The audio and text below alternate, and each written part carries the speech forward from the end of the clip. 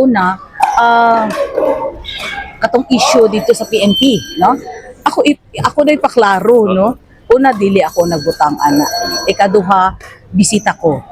Guest speaker ko. Pila naman to pila naman to ka minuto, no?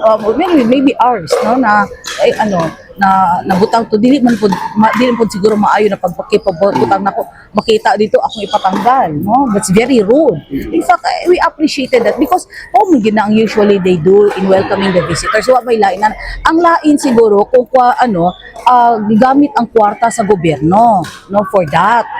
So kana siguro na proyekto sa gobyerno, akong ibutang akong nawong. So nakita naman ninyo ever since na sa mga projects na atong gisugod, nakita nyo ba akong nawong dira? Wag yun ko. Siguro laing nawong inyo nakita. So airport na lang tan-awon ninyo, no? Wag yun ko nagbutang akong nawong dira sa airport. Na yung mga dakog nawong dira, pero ako wala yun ko nagbutang. So they cannot accuse me of that. They cannot accuse me of that. Just because for a fleeting second or an hour siguro, no, na naagibutang to welcome me because I was the guest speaker. Dili man po to sayo. I cannot imagine why they are making an issue out of it. Nakadaghan dira og picture sa Bayora palibok sa city, naa dira sa airport nato dako kaing nawong, wa man lagi na nila gi-komentar.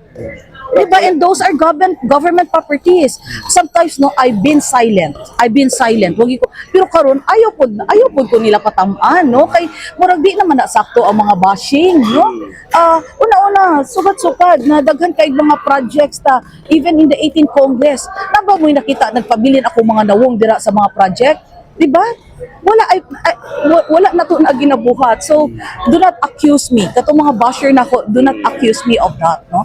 If naaman ako nawong, no, dili po na kwarta sa gobyerno ang ginagamit, no? If there are programs, that is my personal money, no? Kag kung kwarta na sa gobyerno, dili na ako na ibutang ang akong nawong. Siguro mas tan-awon ninyo ang iban, bago ninyo ko i-bash, tan-awon nyo ano yung iban, no? Ngano ako ang gina-single out ninyo.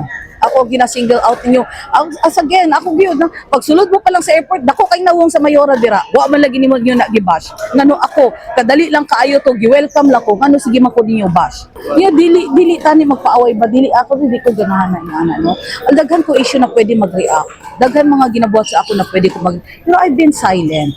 Because ang ako gusto tani is maayo harmonious relationship, no?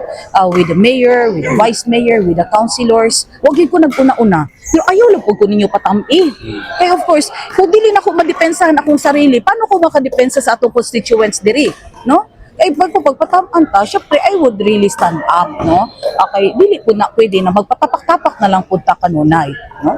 Pero di gyud ta manguna, no? Kaya ato, we wanted to really extend the hand of reconciliation and work with all of them for the good of the city.